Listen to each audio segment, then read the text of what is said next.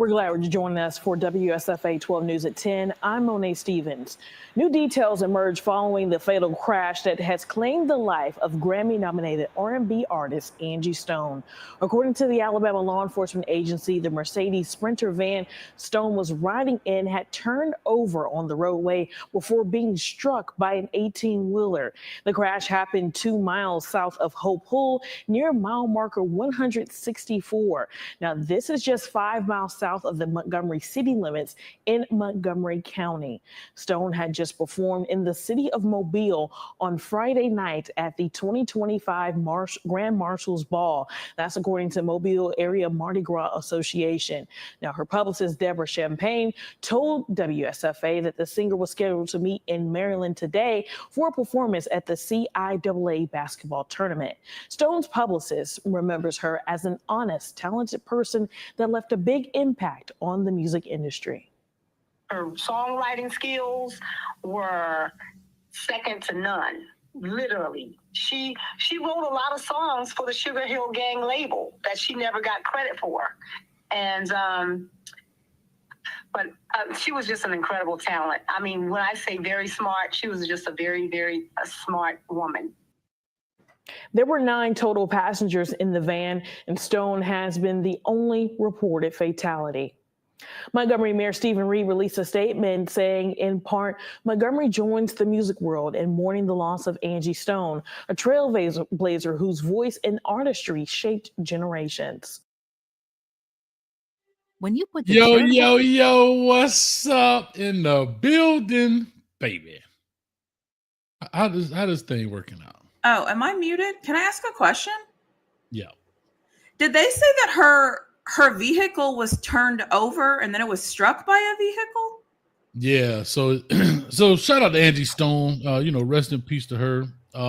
According to that report and what I heard was, I guess it had turned over already, and then it was struck by 18-wheeler. And I think what they said 9 people were in there. And she was the only one that passed away, apparently as of yet. But yeah, man, and I saw some things they were talking about. She was doing some interviews talking about how she wrote things for Sugar Hill Gang back in the day. So that's huge right there, man. Yeah, I have so many questions. How did it turn over before? They didn't report. I don't know. Maybe the driver fell asleep, or I don't know. Huh. And there was 9 other people, and so the other ones are what, in the hospital still, or do we even know? Apparently so. Yeah, apparently so. So just want to pay homage to Angie Stone and all of her works and all that she's done in the music industry, and rest in peace there, Queen. Yeah. Unfortunately. Anybody ever flipped over in the car before? Mm-mm. Nah, you flipped over the street? Well, you done everything. This man have been a DJ. I haven't ever flipped over. I've been spun around. Yeah, I spun around one. You've been spun around? Mm-hmm. Like when you're driving and then somebody hits you, and so you spin. Yeah. You got hit from the back and they spin you around? Mm-hmm. Yeah. And they ran. But the most I did was hit the gas on some icy roads in Virginia and was doing this in the intersection. I flipped over when I was a kid, man, trying to rush to get to a Miami Hurricane game when they used to take all the kids to the game from the park in the bus. Mm-hmm. My auntie flipped over, bro, and I was holding my little brother in my hand. No seatbelt, no nothing, dog. Wow. Well, I remember when I spun out, my dad had told me, like, nothing good happens after 12. Nothing good happens. Of course, it was like 12:32 or something like that. And then I had to call him. I was like, I just got ran off the road. And I was like, I'll never leave the house again after 12. Bob's hot. Yeah. Well, of course, like Dad with big things never panicked. Big things, he was cool. It was those little bitty lies, those little bitty things. He was like, we're not doing that. Big things always call me. Little things, there's no need for that. That was the rule of the house. So, wow. Yeah. Well, I'll say this, man. Oh, go ahead, Shree. Go ahead. No, I mean that's funny. She says that because you need that. Like mom probably flipping off her wig, like lost it. And dad and kids need to see both of those reactions. You know what I'm saying? Yep. Yeah. Well, we had quite a few people that flip cars, man. We got Yeah, I was gonna say that. Leo, and Mr. Odo said, "Good evening, everyone." Flip my ride in Germany, heading back to the base. Nasty work. Oof. I'm glad y'all all right, man. I'm glad y'all here to tell the story for sure. Yeah, you wouldn't be here for this Monday if you weren't all right. So congratulations, we have made it back to another Monday. And guess where we are? Guess where we are? Are we in New Orleans? We in New Orleans, baby. Yeah. Guess what? We took the private jet, picked up really Florida and Texas, right? Headed back to New Orleans, and it's Mardi Gras Monday. Shout out to Mardi Gras. As long as we can get a beignet, I'm down. Let's go wherever we need to go. I need it fresh with all the stuff. See, hey, buddy, right there, he got a hand grenade. See it in his hand, that green thing? Yeah. That's a drink, one of them hand grenade drinks. He got it in his hand right there. What's going on in New Orleans? Mardi Gras, baby. Mardi Gras? Hey, you know how to get them beads? You know how to get them beads? Hey, and shout out real quick to everybody in the building. This is Hayes Street. You may see acts of brotherly love, or you may see some felonious activities. Who knows what they're going to do for those beads? But just know, put the women and children to bed and let's go searching for dinner. That's all I can tell you. And we condone all behavior. Place, what did you say? New Orleans is such a pissy place, though. It was terrible when I was there. New Orleans is a place where everybody needs to experience one time, but if you never go back, I'll understand. That's how I feel about it. I had fun. I just have to say this. I went in the summer. I've been a couple times, but I went in the summer. And the amount of alcohol, trash, throw up that's steaming out there is ridiculous. By 1 o'clock in the morning, 2 o'clock. Oh, we just saw the felonious activity for the beads. We just saw the felonious activity for the beads. This is shout out to Uncle Luke who started parental advisory stickers with a parental advisory sticker on it. It's over. We just saw a shot. South Coast Kane in the building. What's up with you, baby? So Mac in the building. Street, what are you on your Batman?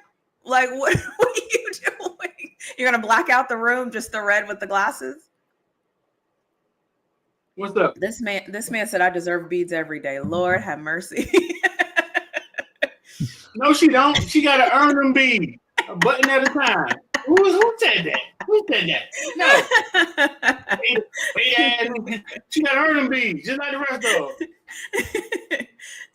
You know, the trick is if you go down, ladies, if you're listening to this, start on Bourbon Street with beads.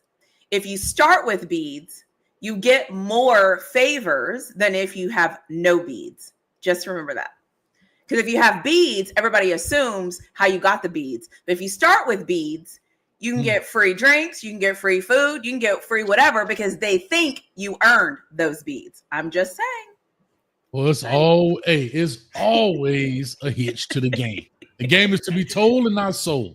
That's it. Sold and not told. So if you're listening to my voice, if you're listening to my voice, ladies. What'd you say? Been to Mardi Gras before. Let's call her in here. Y'all think Kid has flashed people for beads before? Yes or no? Well, she might know the lady trick. Hold on, look at Buddy. We're at a place. What is he doing? He's flashing for beads. He's trying to get him some beads. Look. He's gonna get some. Look. What? I know that's right. Welcome to Hayes Street, ladies and gentlemen. Yes or no, Kid? Yes or no, Hayes? You think? Yes. You think? Yes. Yes. Yeah, damn, dog. You think I got old slut, baby? No, dog. I think she's a nice. I think she's a nice young lady that likes to. She have a good time. She likes to have fun. And she revels in the moment. That's all. Nothing wrong with it. Kia, come here. Yes. I am going to fall out. No? I don't know. I don't know her that well, so I don't know. I'm going to say no. You been to Mardi Gras before? Huh? You never been to Mardi Gras? I thought you'd been to Mardi Gras before. Well, if she will go, we had a bet in here. Hold on, Street. Hold on. The bet's still good. If she will, I won the first bet. Let's just say I won the first one. So here's the question: if she was to go, would she? Flash somebody for some beads. For some beads? Yeah. Depend on the mood. What'd she say? She said the vibe right. Them triple G's coming out. Look, I know Kia. Look, that's my dog. I know. I said she a nice person, but like you said, dog, it's the environment. You having fun. Everything kosher. It is what it is. You gonna take your tatas out and piss? It's pissy out there. It's You on the ground? You know we went to New Orleans. Little pissy little place. No, that place is so overrated to me, bro. I don't get it, bro. It's not. You got to go at the right time. Essence be about. You got to go at the right time. Essence be so much fun. It looks like Overtown on his worst night, dog. It don't matter. It's just a big bar. All that is a big. It's a huge bar. Like those hand grenade things, you pay one time, right? So you pay for those. You can go to any other bar and get them refill. You don't have to go back to the bar you bought it from. You can go to any other bar and just get a refill over and over and over. Interesting. You know, the So other you can thing, start at Willie Claude's bar and buy it, and then go to Street's bar and refill it as you're walking down the street. How much is it? I don't remember. I think when I was there, it was like $15 or something, $20. Oh, that's not bad. And then the refill is like $5 or something like that. I'm not sure. That's not bad. I don't drink, so. No? As soon as you said that, guess what? I'm like this. No. You know, I don't like the taste of alcohol, and I like to be in control of myself. So, all I can tell you, Flawed, is a cup of cane juice a day keep the worms away. 18 to 80, blind, cripple, or crazy. So does water. I've learned that. It don't kill the worms. You know what they say about them old ladies? You get worms. Oh, okay. Worms. Wow. That's where we're at today. What do you man? Drink, you know, alcohol tastes like poison. I don't like it. Yeah. I also am a handful by myself. I don't need alcohol. I'm the only one up here. I'm the only one up here on the cane juice. Yeah, dog. Alcohol is the only thing where people put it in their mouth and then they frown. And then they be like, it's an acquired taste. You won't eat a steak if it was an acquired taste. You wouldn't eat a piece of chicken if it was an acquired taste. Like, what? It's the only thing that I'm not putting. Yeah, why are you drinking if you got to be like? I'll say this. I'll say this. You have a good point, Street. However, I used to be like that about beer. I like beer, but a nice cold beer is refreshing, and with the cane juice always biting. However, I can understand that, and I guess it is an acquired taste, but it's something as you do it enough, you can actually appreciate the difference in the different kinds. Like you could taste cheap alcohol versus a nice blended,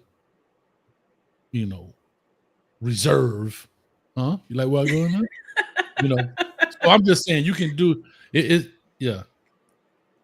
Interesting. I just can't do it. I can't do it. I'm very picky about what goes in my mouth. Christian said water is refreshing. Beer tastes like, bro. The first time I was in Tally Ho, we had played basketball, Street. You ever played basketball till you just like you got the cotton mouth, like you just thirsty, like your tongue sticking to the roof of your mouth? You ever done that before? Yeah. And as brothers, we don't ever go to the court with water, right? We don't have a jug of water or a cooler, do we? We run to the store. No, we don't. I go to the store in Tally Ho. I'm 1'7". I gotta be careful what I say, if y'all understands me. I was with some college age people at Tally Ho, fake state university. And they go in the store, they come out with an actual 40 of OE. Can I say that was the best liquid I have ever tasted? It went down so smooth. No diddy. No doubt. Definitely no doubt. No diddy, no doubt. I'm just saying, I don't know. I say it like this. People can say what they want. but it's $1 billion business, and there's a reason people drink it. So, well, yeah, because just like anything, you get hooked on it. You crave it. You want it. You think, you know what? That's a whole different conversation. I'm not. This isn't psychology today. So what do we think about the NFL Combine, folks? How do we feel? How do we feel about that?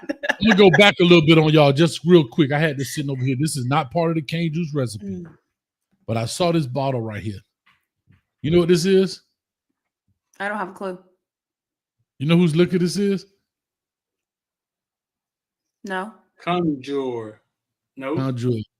Anybody in the chat know whose cognac this is? I got a bottle of Shea too. Le Portier. I got a bottle of that. I'm gonna crack it open one day. Who is Conjure? I'm gonna see if anybody in the chat know her. I'm gonna see if anybody in the chat know who Conjure. Talking about Mario Cristobal. So check this out. So listen. My Hurricanes kicked off today, right? Spring practice. And there we go, Street. That's it. Go, keep going. Let's I happened to be out there. I was walking around Carl Gables and was like, oh, practice day. And I just happened to wander out there. Tried what is that? Kumbaka? Oh, that's Ludacris. Ludacris is alcohol? Yeah, that's the one he was sponsoring. Ludacris back in the day. Oh, okay. Bro. Saw it on the shelf. I got it for old time's sake. But anyway, go ahead. Yeah, I mean, first day of practice out there, man. I don't know. I didn't know if we would see Carson Beck. 10 minutes into practice, I realized he was out there because I wasn't looking for him. I didn't think he would be, but he was out there. He just wasn't throwing. He was going through the motions, talking with coach. So wait, today was the first day of spring for you? Practice, for you? uh-huh. Okay. Yeah. We get started early. We get started early. Y'all still on vacation, but we'll leave that there. Go ahead, Street. Sorry. Do we want to start that again? Yeah, because we got 5 titles. Y'all don't, so we start early. We get shit popping. Hey. You need to get it popping, okay? What was that defense looking like? Oh, is it too soon? Lord. I'm sorry. It's Thursday. They don't even have on pads. This season is over, Floyd. We starting a new one today. I know. That's why I'm wondering, how did the defensive guys look? Did they look ready? Did the coach who's the coach? Like, how did the coach look? How did he feel? I need detail. In the words of Jay-Z, can a brother live without saying that I floss too much? Can you let us live? You okay? All right. Did you see the defensive coach at least? He was still at HR doing his paperwork. He was at HR doing his paperwork. Because he's new, right? You didn't. Is it the guy from Minnesota? Mm-hmm. Heatherman. Okay. I'm gonna keep asking. You said you did not see him, Street? No, they kind of like hide the defense a little bit. The defense is kind of like they put them. And outside of inside. They kind of put them on the other side. They kind of hide the defense. They always put the receivers in front of us. I don't know why. Routes to quarterbacks, receivers. I know. I don't listen. One thing that was questioned was the wide receivers because they lost every wide receiver they had. I'm here to tell you, I came back and I told the villains and the members on the drive home. I told them, "Dog, Josiah Trader is about to be the best wide receiver we had in 10 years." If there's an Amon Richards, I think Josiah is the closest thing we've had since. Explosive? Hold up now, Street, because you're talking a lot now. He was out there cooking. Dude. Hold up. You talking about, when you say the best, you mean the most explosive in 10 years? Do you mean the most productive? Do you mean, you got to talk to me now, because don't get me. He's the most, by far, I think he's the most talented receiver we've had in 10 years. Ooh, I'm getting excited. Excited. Yeah, though he may play wide receiver, and no matter how mad the DB gets, he just makes playing wide receiver look easy. I was trying to compare him to somebody like he's like poetry in motion, though. It's not like Jeff Thomas where he's like a rocket off the line. You know what I'm saying? He's just like poetry in motion, like watching Tyler Hero play basketball. You got to play at his pace, and even though you're playing at this slow pace, he's cooking you. Wait, were they in pads? No. Oh, well, Helmets are like shoulder pads. okay. No, he done put on, him. He put on some muscle with the little sticks, though. He done put some little muscles on. Hey, he actually been out there working. Oh. Street, you getting me excited. No Diddy. Bro, no, you should be. Because what I'm about to say next, the freshman wide receivers, though, Malachi Tony, Dylan Upshaw, bro, were out there putting on. And Ray, you know what I'm saying? When I say this, I don't want people to think, oh, the freshmen are going to jump over the juniors. It should not be like that. The freshmen should be able to push the juniors, and we should get a competition. And that's what makes teams better. Now, Street, we done not had competition for so long. Street, wait a minute. Like. Now, wait a minute.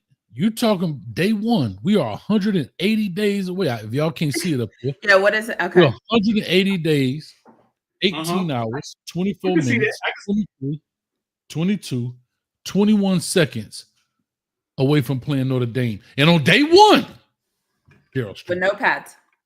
With no pads, you telling me it's going to be some smoke in the city. Is that what you're telling me? Bro, if Carson Beck's arm still works.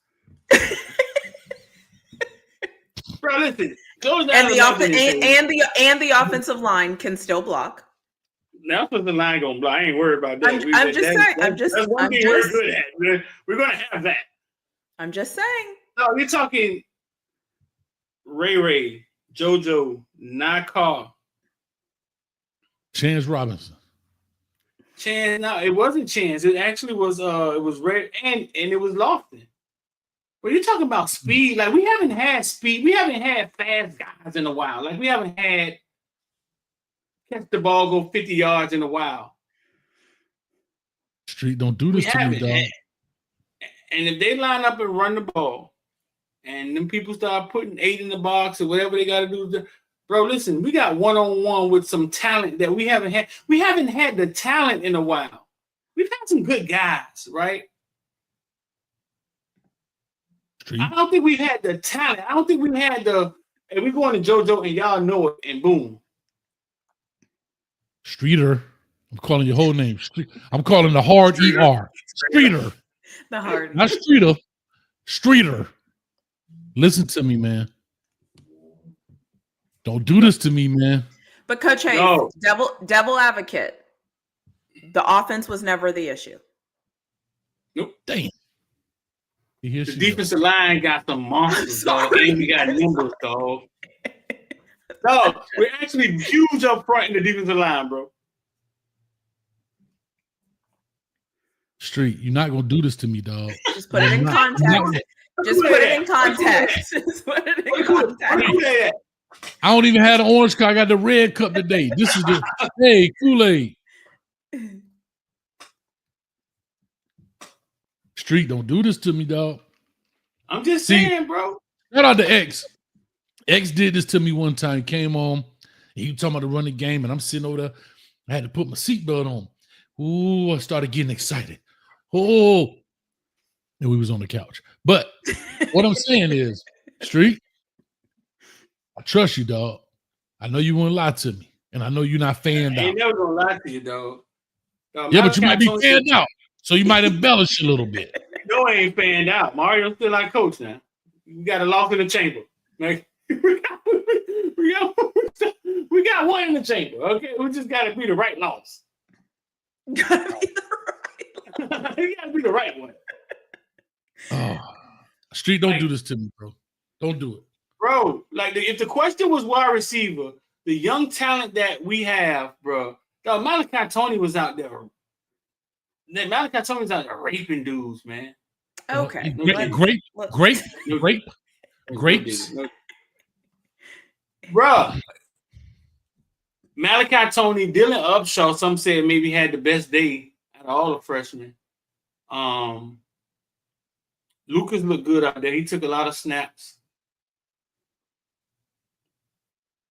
Who's throwing to them? And the quarterbacks threw the ball well, bro. Luke Nickle, Emery. Luke Nickel, Emery, Judd, they threw the ball well. I saw Judd throw an interception to Marquise Williams. But they threw the ball pretty well. I got one question that we can do some. Where are we with the size, with the height, the body, the bigger body guys? Who is that? Right now. On offense? Yeah, receivers, I'm saying. Like, I know what we got in Joshua Moore. Joshua Moore is 6'3", 6'4". Okay. The freshman. Jackson Carver is huge out there, the tight end. Yeah. Hell, he been there, what, 2 years, 3 years now? Yeah, he's a big guy. But I'm talking about on the outside, that Z receiver. That Brandon Marshall looking cat, the 6'3". No, bro, it look like they about to go we're gonna run the ball and we're gonna blow past your ass. That's what it look like. They about to go fast. That's what it looks like. Okay. Street, let me look at you, dog. I trust you, dog. Don't do this to me, man. Don't have me up here in Central Florida talking cash money, millionaire-ish.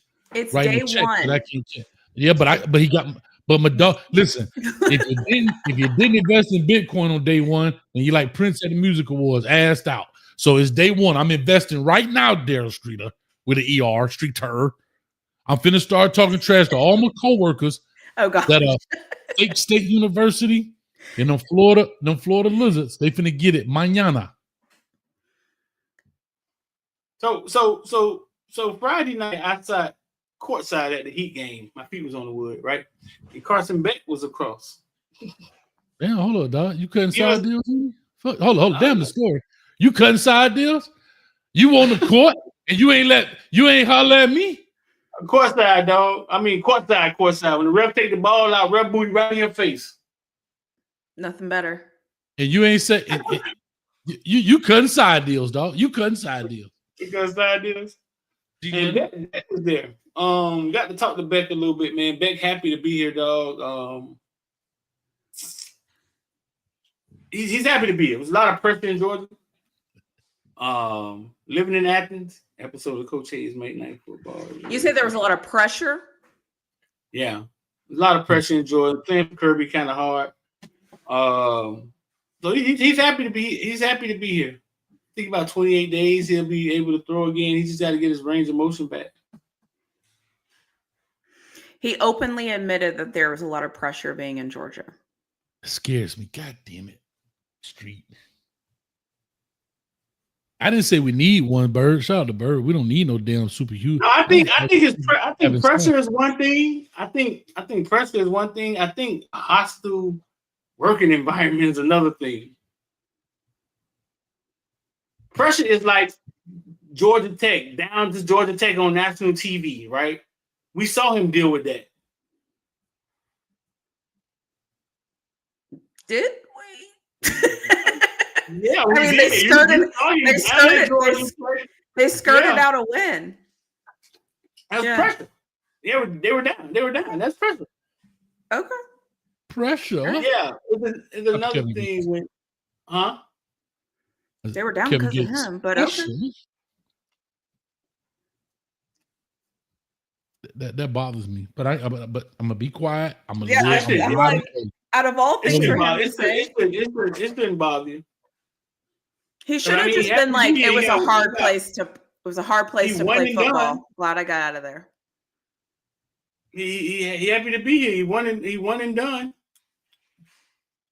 And hey, a lot of stuff we talk about on the back end is true about Georgia and their team and what people think and what they really are. You know what I'm saying? Mm-hmm. We could talk about it next time when we at the Heat game, sitting courtside with our feet on the wood.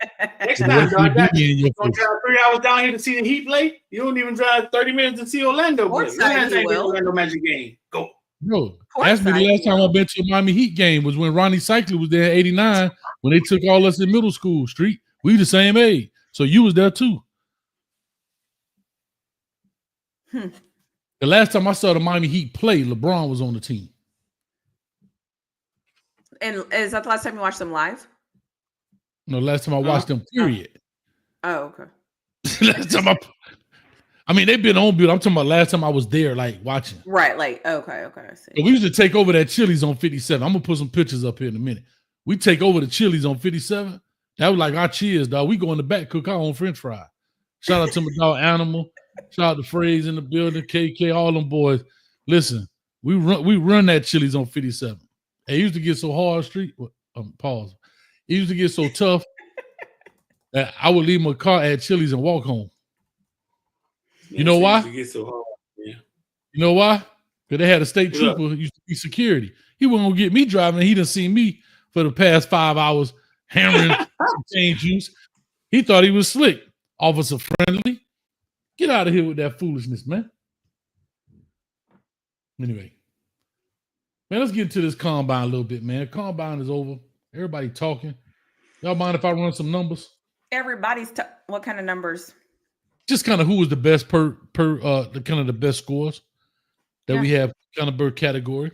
So the top 3 in the 40-yard dash was Maxwell Harrison from Kentucky, cornerback with a 4.28. Can I tell y'all something? That's riding. Matthew Golden, wide receiver from where? Hook'em, baby. 4.29. Hey, only thing I can ask you is, Flawed, what does it take to be number 1? 2 is not a winner, and 3 nobody remembers. And then the number 3 one is Darian Porter, another cornerback, Iowa State. Damn, maybe that's why we ain't win the bowl game. The dude ran What did he run? Was it a 4.29 or 4.3? So 4.28, 4.28, 4.29, 4.3. What position was he? Corner. And then Dante Thornton Jr. also ran a 4.3 from Tennessee, the wide receiver from Tennessee. That's what's crazy because he was like 6'4". That's wild. At 6'3" or 6'4", he was tall. I remember watching him run, and I was like, "There's no like he had to do that pretty fast." And then, sure enough, he did. So let's talk vertical right quick. I want to put ladies out so people understand when you talk about premier and top tier elite athletes. Like when I do these WREs, and they be like, "But coach, he ran 11.2 in 100. He's a blue chip." No, he's not. Mother F that blue chip. He's not. Bro, Nick Emawari from South Carolina, safety, had a 43-inch vertical, bro. Sam Brown from West Street. He ain't even paying attention. Keep up. From Miami, man. Sam. He doesn't even know some players. You claim Sam Brown? I'm done. In this case, I do. Sam Brown came in number 2 in the vertical at a 41.5 inch vertical. And the safety from Nevada, Keaton Crawford, at a 41.5. RJ Mickens, the safety from Clemson, 41.5. And the wide receiver from Iowa State. Damn it, maybe that's why we didn't win the bowl game. Jalen Noel. Iowa State did sneaky good I thought Iowa State and Kansas State and Tennessee were 3 schools that I was really impressed by how they performed at the combine. Shout out to their strength and conditioning. Nick Emawari in the broad jump now. Nick Emawari, safety from South Carolina again, jumped 11.6. The cornerback from Rutgers. Maybe that's why we didn't win that bowl game the year before. Oh, okay. Jesus. Robert Longerbeam, 11.2. And the wide receiver from Iowa State. Maybe that's why we didn't win that. The same guy? Yeah, 11.2. So shout out to those guys. Listen, this right here is showing these guys got explosion. See, a lot of people don't understand what these tests measure. That vertical and this broad jump is all about explosion.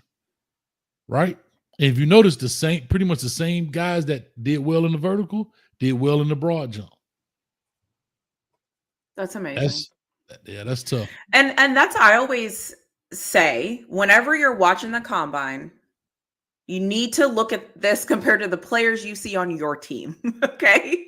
Every team in football is not going to have elite talent everywhere. There's too many guys, 11 guys on offense, 11 guys on defense, special teams, all the things, injuries. I got it. I'm not saying that. But what I'm saying is if you start to look at these measurements and see how people are performing and then be honest about what you're seeing on your team, it makes sense as to some things that are happening. Now, athleticism doesn't mean that you're good at football. It's not what I'm saying. But there's elite talent, and then there's talent. Every team's going to have talent, right? Every team's just going to have talent. Not every team's going to have elite talent. It's just not going to happen. There's a huge difference. But I mean, and not only that, I don't know if anybody watched yesterday, those offensive linemen, like some of those offensive linemen got under 5 seconds for their 40, and they were moving like 314 pounds under 5 seconds in a 40. I mean, let me see who the fastest. I think somebody did like a 4.93 or did somebody do a 4.87? I mean, they were. I was impressed. I was impressed by what I was seeing from those offensive linemen. I'm trying to see who had the fastest 40 time as a D lineman. As a defensive lineman, they were moving too. Yeah. I'm trying to find Minnesota. Was it not? Was it not the guy from Tennessee, or maybe he was a linebacker? He was a linebacker. Okay. Kiko Marinoa ran a 4.6. But I'm trying to find. How big is he? How big is he? What did he weigh? Does it have his measurement? Probably about 245. I could click it. Let me see. About 240. Kiko is 233, 6'2", 233. I think Kiko made some money, dog. What is that? I don't know what just happened. I clicked. What was what? Here's the funny thing. Ollie Gordon, the running back, right? The 1,800-yard running back from the previous year ran a 4.6, dog. Did he? Yes. Because his speed was never his thing. And so that's the flip side of this, right? There's the flip side of this where I always tell people, you can't equate yak yards because it doesn't exist. You can't equate how somebody looks against certain fronts or certain things like that. So yes, there's things you can't equate. And people like Ollie Gordon, even somebody like a Devin Neal, even like some people... 5'8". Yeah. And some people don't benefit from the combine because of their position, especially a running back. And I think that's why Scadaboo was like, I'm not running, because his impact isn't on his speed. His impact is he's big and he's going to run through you or get extra yards after contact. You can't measure that in a combine. Ollie Gordon has no business going up there running a 4.6. It's technique. I'm sorry. Like, he's never been fast. Yeah, he should. Now that's it. He should have not ran. Don't run it. He has no business going. It's technique. Like, he has no business doing that. Can I tell you? He's made some money, bro, and he kind of. I was just original. We talked about this before, and again, this is all assumption, but this is just me on the outside looking in. I think and I feel that a guy, as I looked at Ollie Gordon, I looked at what happened last year. Maybe the money was a part of it. But I always talk about guys falling out of love with this game. Yeah. But they just can't quit. I'm too far in. Yeah. I can't be the dude with 1,800 yards and walk away. That's fair. I have to fade away. I can't just walk away. I have to just constantly just keep fading away until I'm not there anymore. Till it's like, man, who was that running back they had? Remember in 2024? What was his name, man? Remember he got in trouble and the coach was like, we're going to give him 50 times a game. What was that dude name? It's gonna be 5-10 years from now. And somebody gonna Google it, or they might have something else, and he'd be like Ollie Gordon, But to their credit, you have big time runners that are not speedsters, like Devin Neal, 4.58. I'm trying to find guys. Can I say the opposite of that too, though? Is sometimes you do lose your joy, but sometimes in the right situation, you might be able to get it back. Like he could have had a rough year or terrible. He could have not liked Oklahoma State or whatever. So I always say, I think the Rams are a good organization, or I can't think of any organization that's going to stick out to me. Obviously Kansas City Chiefs, the Eagles, like some of these organizations might be able to bring his fire back. Maybe. I don't know. He could just be over it. What do I know?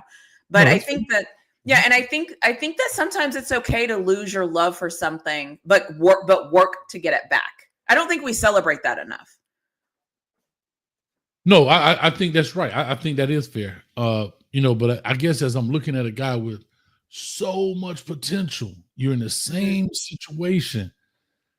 There was issues with you not playing in certain games, and I mean your production this year.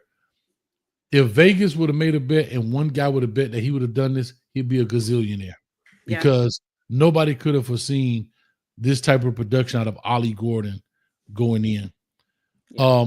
But I will say this: what I don't see anybody from the defensive end perspective street putting up like the Dallas Turner numbers from last year.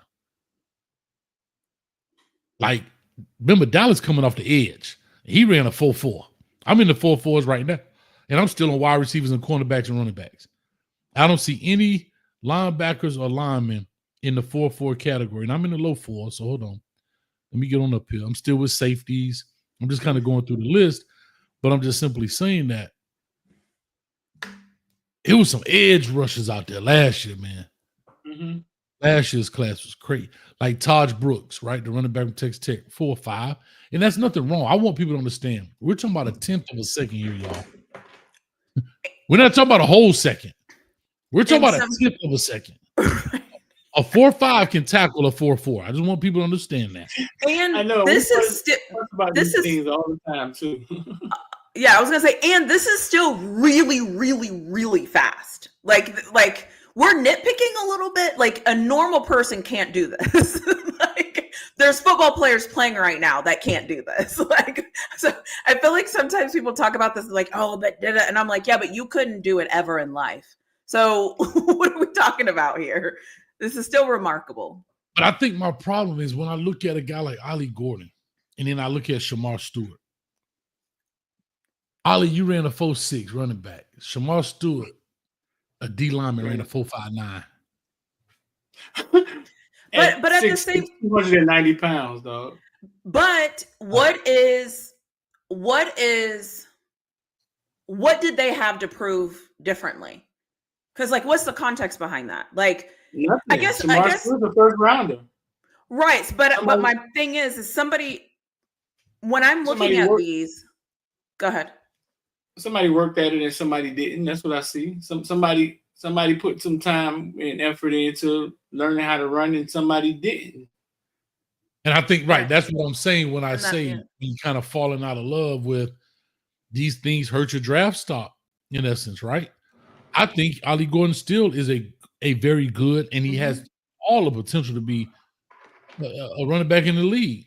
Now the running back position is changing a little bit. They like to use them more at receivers and so forth. So now when you start dealing with guys with this kind of speed, guess who's covering them? You are now equal.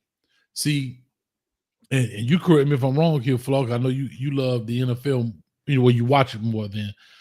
But when you look at the mismatches, offensive coordinators are looking to create mismatches primarily through speed. So if I can go get a fast guy that can go up against, as we saw with our beloved Canes, the Kiko Mawinoa, right? And you saw the running back from Syracuse, it was a speed mismatch. Yep. But if I put Ollie Gordon, right, his value, I'm saying, if I put Ollie Gordon out here at 6'1", and Kiko Mawinoa ran a 4.5, foot for foot, in essence, should relatively be the same. Now, there's technique in stemming guys, but we're just talking about foot race for foot race. Right. In a sense. Yeah. But that's why I always say too, and I tell people this all the time, the NFL drafts for need, not necessarily, and the best available for what they need, not necessarily who the best is. Not every team gets to take who's best. Not every team is that good. Like there's probably 3 teams right now that are probably just going to take what's best because they're that good. But players like Ollie Gordon are always very interesting to me because I feel like he's either going to be hit or miss. But if somebody hits, it's going to be like a grand slam. But if you miss, you're actually going to miss. So it's like, where do you take a guy like that? Like, do you go 3rd round with him? Do you go 4th? Do you like, where do you go with him? Because size, he has it. He has the ability because you've seen it. So and I guess honestly, it just comes down to how he's interviewing, what he's telling these teams, what they're talking about behind closed doors. Yeah, 100. And I guarantee they want to know why was his production what's going on where it was from where he was, I think people are not understanding 1,800-yard running back, bro. Yeah. To I don't even think he had 300 yards this year. No, it's bad. Like we ain't talking about 1,800 and 1,500. Coach Hayes be up here tripping. Well, let me just. Are you looking it up, Street? Yeah. Well, I was gonna. 863 Kane. I'm not sure why you thought Dalvin Cook ran slow. I didn't even know what he ran in the 40, but I know Dalvin Cook and slow don't really go together. You know what I'm saying? I'm not sure why you thought that. You know what's actually crazy? He had a bad, but think about what we're saying here. Right. We are talking about a guy who a year before had 1,800 yards or 1,700 yards, 1,732. This year had 888. Last year he had 21 touchdowns. This year he had 13 touchdowns. He averaged 4.6 yards a carry. And we're up here acting like he's like trash. Right. He's trash. He's not. By the way, our bad. Okay. It was my bad. My bad. So having said all of that, day 2 for Ollie Gordon actually makes a ton of sense. So let me kind of back out of this. So just a little bit. But isn't it amazing how, think about this, 880 yards. It's not 1,000, but it's very good. Mm-hmm. But it's literally less than half, about 40%, 45% of what he did the year before. Yeah. And his 45% is on par with probably the top, probably the top 15 backs in college football. Yeah. And that is why he'll be going on day 2, probably. Because isn't he? I think he's like 6'2", 205 or something stupid. He's a big dude, man. He's a big dude. And listen, if the Steelers want to find a way to draft Ollie Gordon and see what they can get out of him, I will not be upset about it. So after second thought, real quick, you want to get Wild Dog? Yeah, shout out to Wild Dog. Let's clap it up for Wild Dog in the building, gifting out a membership. And I said, Wild Dog. Hold on, I'm sorry. I said, clap it up for my dog. Wild Dog. Got cane juice going in this thing. Shout out to you, Wild Dog. Appreciate you gifting out a membership off in this thing. You see what he said? He said he gifted it, and then they gifted him to him. Did it really? You see, that's what he said. He said he was trying to gift it. Godly, they said Ollie Gordon is 225. Lord. Yeah, he's a big dude. Yeah, let's day 2, Ollie Gordon. Listen, Ollie Gordon, if you listen to this, my bad, okay? My bad. You messed up. My bad. Had your stats messed up. I had you messed up, okay? That's you almost had that, dog. My bad. All right, the last category, I want to give some love to the big boys. But guess what? The big boys didn't eat this up. Luke Kandra, the guard from Cincinnati, 33 reps. Listen to this. The tight end from Alabama, C.J. Dippre, 32 reps. The edge from Oklahoma, Ethan Downs, 32 reps. The offensive tackle from Missouri, Armando Mimbo, if I said it correct, 31 reps. The guard from Sacramento State, Jackson Slater, 31 reps. And can we clap it up for one of my dogs? One of my former players off in this thing?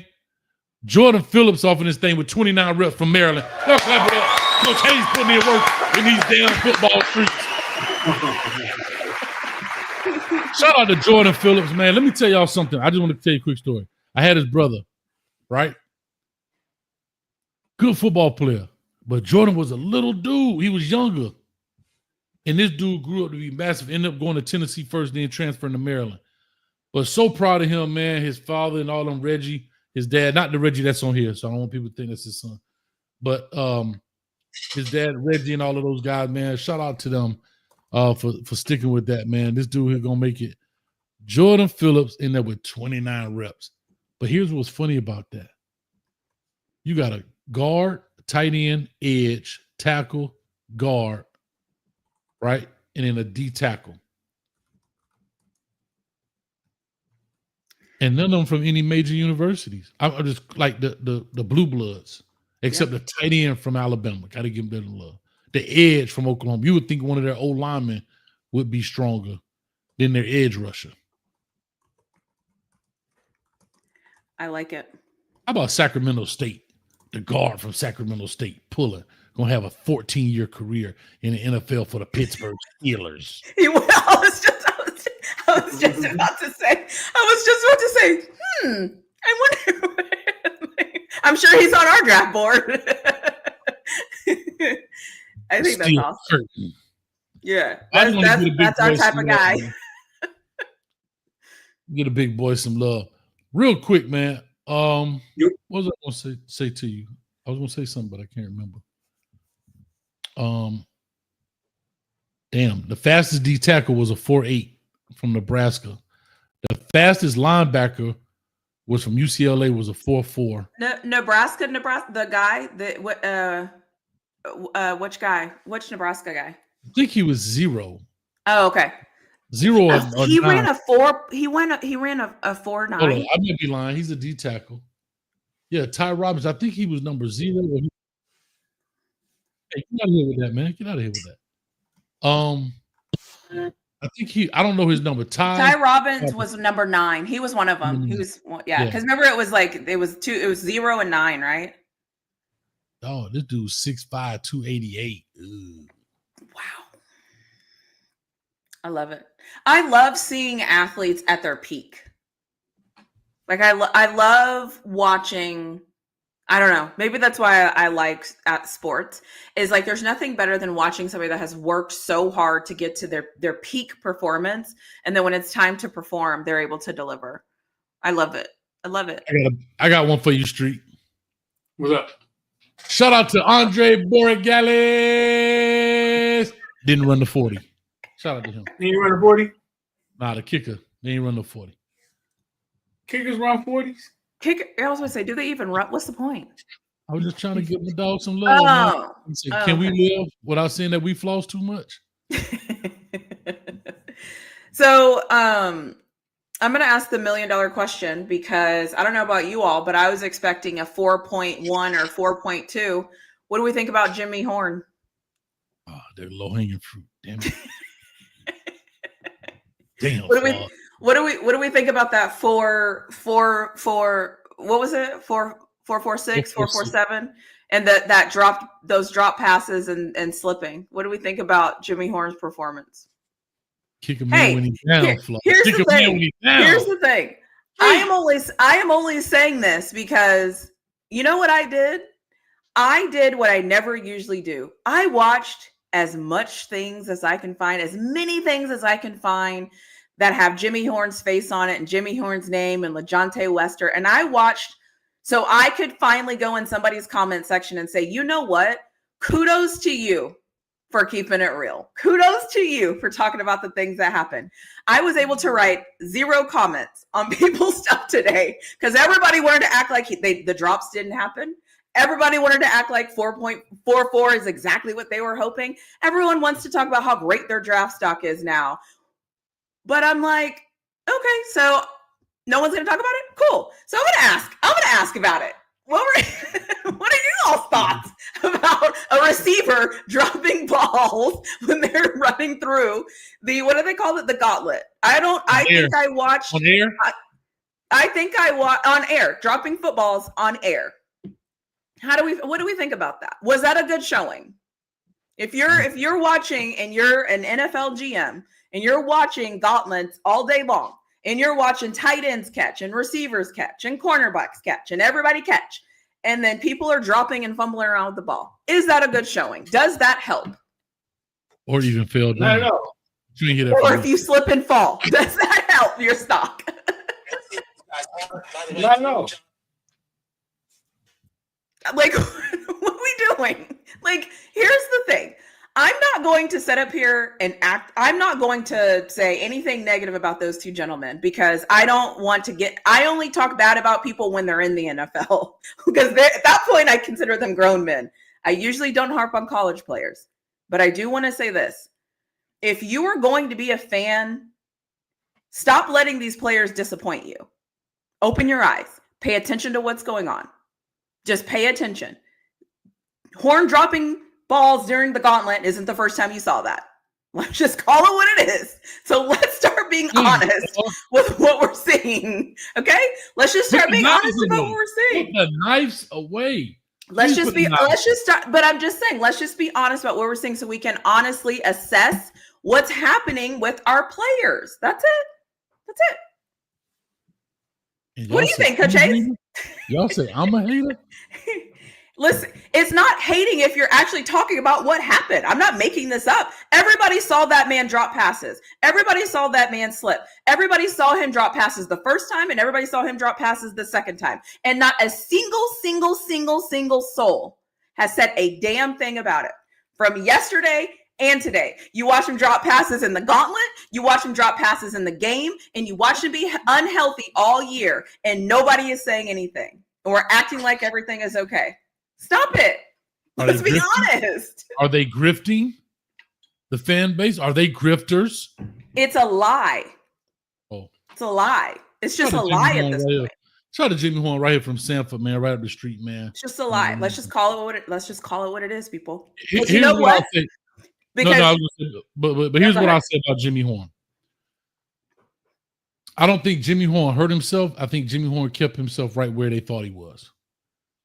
I think Jimmy Horn's performance. See, we talk about the draft, right? It giveth and it taketh away. I think it leaves him alone, meaning he has some drop issues. He dropped the ball on air, not a good look. Slips and fall, not a good look. But I think he performed consistently to how he performed even in pads. So I say all that. I say all that to say, yeah, it could have hurt him. He may go undrafted free agent based on this stuff. He didn't do anything to help himself. I'll say that. Right? That's it. Put the video up there, Hayes. So we are looking at these videos. I'm looking at these videos. I saw him drop one pass, and this is the one pass I saw him drop. That's what he's wanting at the next level, but he's so coachable. The one thing he told me that people don't realize about him, he wants to get that brain and and then the one going the other way is when he dropped another one and he slipped.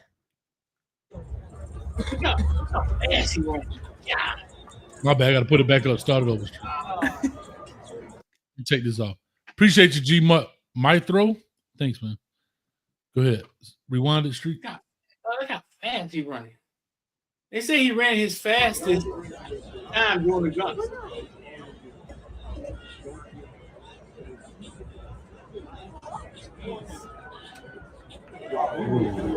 You know what's interesting about him, though? He's short, but he's got long legs. Yeah, that's why it looks so fast. Yep. He's got a high torso. He's a high torso kid. My thing is his legs are Street. No, the fastest top speed on the gauntlet is also visibly one of the cleanest from Colorado's Jimmy Horn. How is it clean? How is it clean? How is it clean when you fall? They saying that the fastest top speed on the gauntlet. So he ran the fastest top speed on the gauntlet. I don't know. Did he? I don't know. Listen, let's just say he did. Let's just give it to him. My thing was impressive. Because I saw that real time. When he did it and kept going, I was like, oh shit, that was pretty goddamn athletic. I always wonder if fast people, and obviously I'm never going to be as fast as Jimmy Horn ever. If sometimes they're moving so fast that the other things don't happen like they're supposed to. Does that make sense? Like sometimes I feel like people's brains are going so fast that you forget the one thing because you're already going. So like, obviously I'm not that fast. I will never have this experience in life. So I'm curious to know like how they feel in the moment. Does that make sense? Yeah. Now, Joe Perry, can I straight? I agree with you. And I say the same thing about people being fast is, hold on, something playing with someone. Is that me? I'm just waiting for them to give us a strike. Well, we already got that. We just got it. But Joe, hold on. I'm gonna answer that. Here's what I would say to your point, Floyd. the faster you go, kind of the more out of control you are, right? Lamborghinis don't take curves well doing 100 miles an hour. That's it's that kind of thing. That's what's so important when you look. That's why you have different types of receivers that do different types of things for different types of jobs, right? Just like women have 5 different pair of black shoes because they all serve different purposes. You wear this one with pantsuits, you wear this one stilettos. They're all black shoes, but they all serve a different purpose. So if you can get that big guy that can do little boy things, big boy things, and he blazing fast, you got a monster. It's a sweet spot. Yeah. So to that point, you're 100% right. But real quick, Joe Perry, have we gotten that sport at 446 considered a bad time?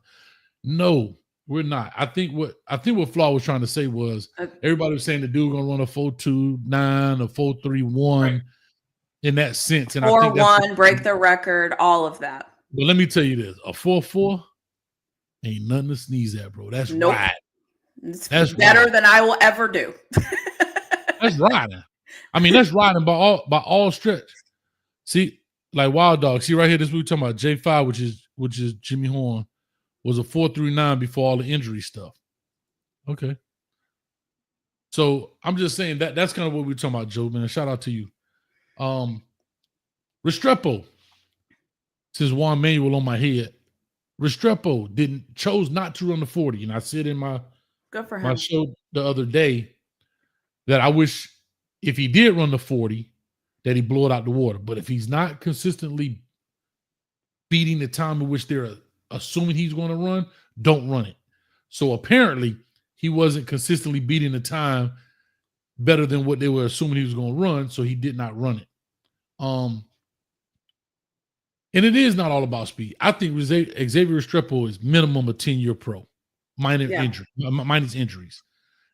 Easily a 10-year pro because he serves a different application. Is he the 80-yard home run guy? No. He's the keep the chains moving guy. I hate to make this comparison, but the Wes Welker, the Armadillo, those kind of. You need those though. You need it, and what people don't realize, if you go watch Xavier Restrepo, did you see this dude thighs, man? Yeah. Holy smokes, bro! Is he a tall guy? Street, you don't stood next to him. How tall is he? Restrepo? Yeah, how tall you think he is? Well, stand next to you. I think you like 6'8", right, Street? 5'9", 5'10". Yeah. But this dude legs like holy soccer player. Yeah, he looked like. Is he? Never mind. Never mind. I think the I think it's important too for like it's. I think it's interesting too to get like a level set of where you're at. Because that helps too. It's like sometimes you need to know where you're at so that you can try to figure out where you're trying to go. So there's also that. I mean, and the thing is, and I tell everybody this is why I always tell people that NFL is not like college football. Like college football, you come in and you usually got recruited because you're very good, you're very this, you're very fast, you're very, you're all of the things. Then when it's time to kind of take that next step up, everybody doesn't make it. That's just what it is. I mean, it's like there's 32 teams. There's, 90 people get to go to training camp and only 53 people make the roster and only 46 or 48 get to travel. So we're talking about and that's not a bad thing, by the way. I don't know. I feel like sometimes people confuse honesty with negativity. Like somebody in the chat, it's like, if you're being honest, it's not negative. It's honest. It's just honest. Did you hear what she said? Did you hear what she just said? 48 people travel. Only 48. Here's what's funny about that. But I'm saying, think about when you go to these high school games, Street. Hell, I remember I had a team. If I had a team of 48, I'd be nervous as hell. I'd be over here biting my nail like, golly. 48 players. That's not a lot of kids. That's not a lot of people. No. When you talk about depth. So you got to make sure your depth chart is stout because you can't play around and be like, oh, Tommy over here and Timmy and Tommy, they real close. You got 48, bro. And that's the thing that I think is hard for people to understand why everybody doesn't make it. The first cut is there's only 32 teams. That's the first cut. And then if you have 90 that you can only invite 90 people per NFL rules to training camp. Only 90. And then once you get the 90, you have to have them down to 53 by usually it's like September 6th or whatever it is. So you literally cut half of what you have had all summer by September. And that's it.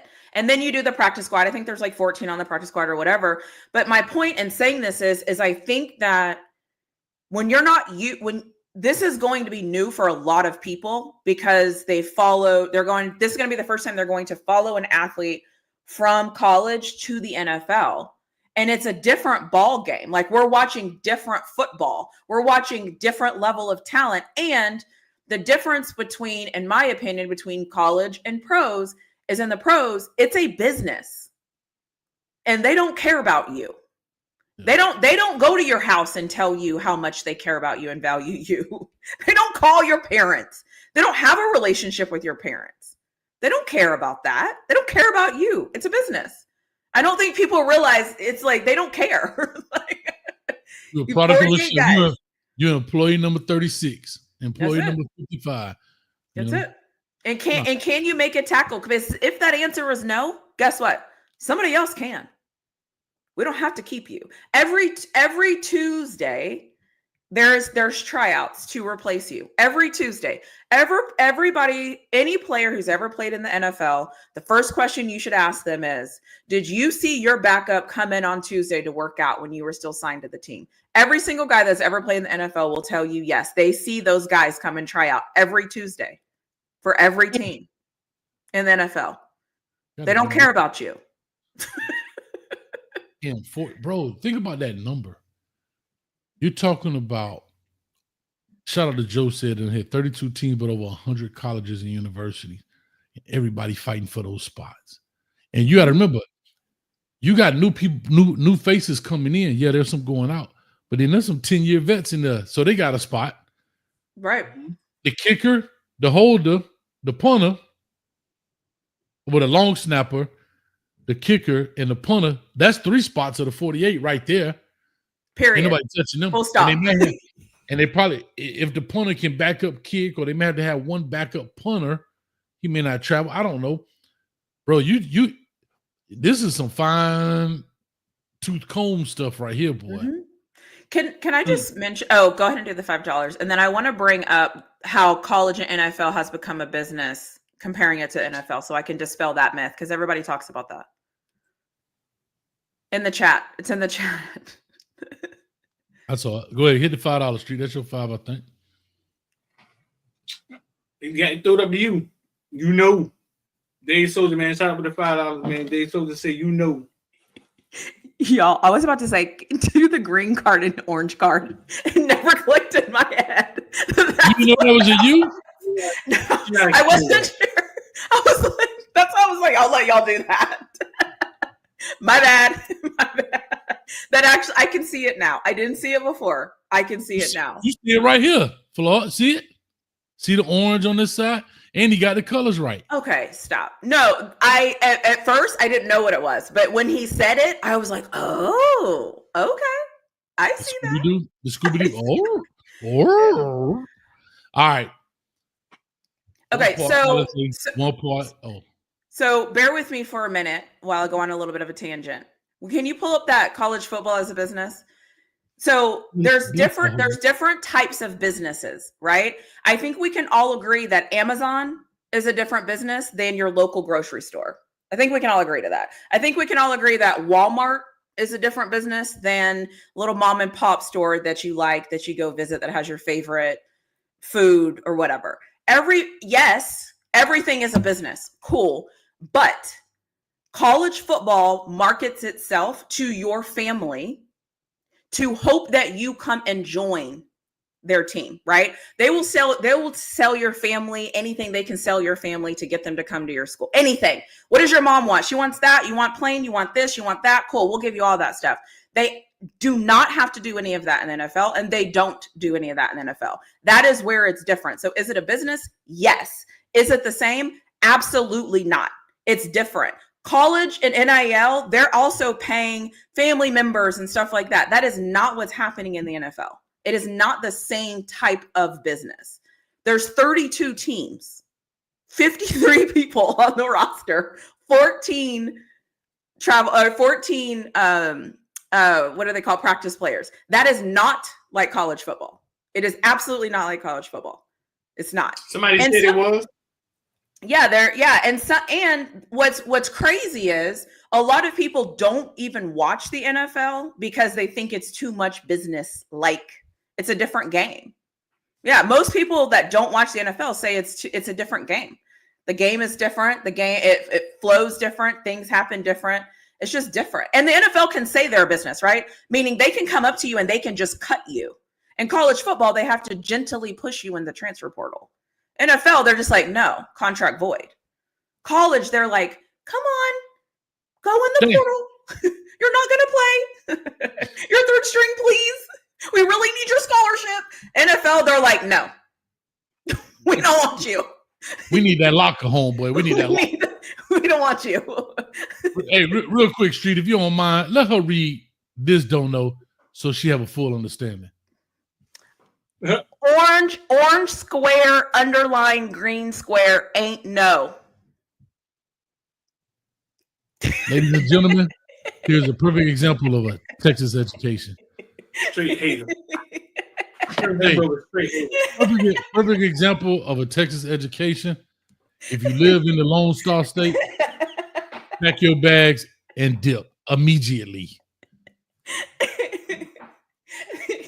You know what's so funny? Since I've been doing this show with you all, nobody even knows how much I support Miami on the back end.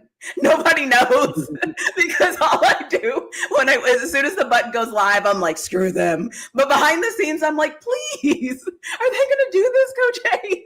Like, please tell me they can do this. So, try it again. Try it again. For all street. Well, I don't see anything on my end. Those are street super chats. Go ahead and read them straight. All three of y'all. We was never like that, hey. Hey, we was never like that. We gonna let her bring divide into what we got. We was never like that. Hey, those super chats. Hey, you read them. It's $3.88. Listen. No, because I didn't think she was gonna do that. I was thinking now that she realized the orange and green was the U, I thought she was gonna say, but of course she's what? Defiant. I'm thinking she's gonna say you ain't know. But guess what? The hate is real. The hate is real. Even though as much as she supports you. If it's between being defiant, okay, and doing the right thing on this live, I will probably always be defiant. If you set it up nicely for me to be defiant, that's what I'm going to do. That's just what I'm going to do. I'm going on Bourbon Street to get me some beads. That's all. Piss you down. Look at this dude dressed like a goddamn pimp. Piss you down there. Hey, man. They having a good time, dog. And this time of year is not that hot yet either, so it probably won't stink that bad. But boy, in the summer, gosh. Lot of mercy. There's checks and balances to having your contract voided. You really got in to get it. That's not it. That's not true. That's not true. That's not true. All right. To read yours, there's checks and balances to having your contract voided. You really got in to get in egregious type of trouble. NFLPA don't play that. It's not true. I don't watch it enough to even fight it, be honest. It's not true. If a team wants you to leave, you leave. You get cut. Period. That's it. You don't get to negotiate getting cut. You get cut. That's it. They call like Aaron Rodgers, right? Like Aaron Rodgers already had to do it. Like Aaron Rodgers. They call you up and they say, no. You and your busted ankle could dip. That's it. You're gone. There's no Darius Slay just got released today from the Eagles. Damn, he was balling. Shout out to Darius. That's it. There's no way. The NFLPA doesn't get to step in and say, are you sure you want to release Darius Slay? No, he's gone. Man. So what does the NFLPA do? Make sure they got toilet paper in the bathroom? The NFLPA makes sure, so let's say I hurt my ankle and I went to the training staff and I was like, my ankle is hurting or whatever, and I need surgery. And they're like, no, you don't need surgery. Da, da. And then I go hurt my ankle worse. And I'm like, I told you all I need surgery, but you said I didn't, right? So now we have an NFLPA issue. Now the NFLPA can kind of like represent me. It's like representation, basically. The like NFLPA AB with the helmets, like AB in the helmet situation, Antonio Brown. Yes, yeah. When Tom Brady was having his whole thing, he was represented by the NFLPA. Like anytime there's like, like I don't know what cats. These are more something that's like shouldn't go right. That's when the NFLPA. However, I will tell you that not everybody pays into the NFLPA. It is a choice to pay into the NFLPA. You don't have to. So like a union in essence, right? It is it is a union. It is a union. Oh, okay. Yeah. Street. That's a better way. It's tough out here. It's tough out here in these streets. Put some respect on the U. We got 1,122 people in the building joining us on Hayes Street. We are in New Orleans on Bourbon Street. Like I said earlier, where you may see an act of brotherly love and kindness, or you may see some felonious activities. However, it all goes down on Hayes Street. We've already seen what it takes to get beads, and we've seen somebody beads get snatched. We've seen the police show up, and he was playing Candy Crush on his phone while a felony was occurring. We saw a white dude dressed up in a furry pimp outfit. My man right there walking, she got on some furry Uggs, excuse me. And I don't know what else is happening, damn it. But with that being said, can I say this? If the New Orleans Saints would have adopted these Mardi Gras colors, it would have been awesome. Instead of just the gold and black, if they would have adopted this purple, yellow, green, I think it would have been pretty cool. But that's just me talking. That's just me talking. It should be in there somewhere, huh? Yeah, they got the what do they call the little saint flower thing? I forgot what it's called. It's all over the streets in New Orleans. Every one of those manholes got it on there. You know what I'm talking about? The crescent. It's not a crescent. The little flower looking thing. It's on their jersey, right? Yeah, on the helmets and stuff. My man walking with a cross. Colors should be in there somewhere. The colors should be thrown in there somewhere, like totally. Purple, yellow, and green got to be in there somewhere. But can I just answer the So okay, okay. Let's talk about NFL contracts for a second. Damn. Bear with me here. Most of the contracts we hear about are the big contracts, right? So the quarterbacks, the 200 millions, the large contracts. If you were in a large contract, I'm going to use Tua for an example. I think Tua got a contract that's like, I'm making this up, so nobody hold me to these numbers. 5 years, $200 million, okay? But when you really look at Tua's, so they're reporting 5 years, 200 million. Tua's getting 200 million, right? 5 years. However, if you actually take the time to look at Tua's contract, they technically could let him go in year 2 of his contract.